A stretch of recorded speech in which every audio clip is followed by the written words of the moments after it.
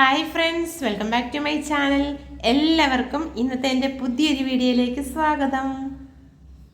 ഇന്നത്തെ എൻ്റെ വീഡിയോ ഒരു വെണ്ടയ്ക്ക മെഴുക്കുവരട്ടിയുടെ വീഡിയോ ആണ്.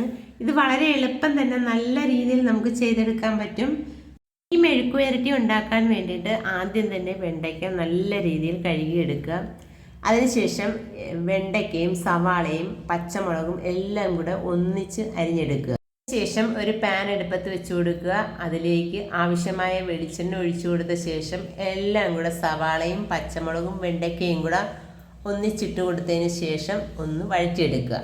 ഒന്ന് വഴണ്ടി വരുമ്പോഴത്തേക്ക് അതിലേക്ക് ആവശ്യമായ ഉപ്പുപൊടി, ചതച്ച മുളക് പൊടി, മഞ്ഞൾപ്പൊടി ഇവയെല്ലാം കൂടെ ചേർത്ത ശേഷം ഒന്നുകൂടി നന്നായിട്ട് വഴറ്റിയെടുക്കുക.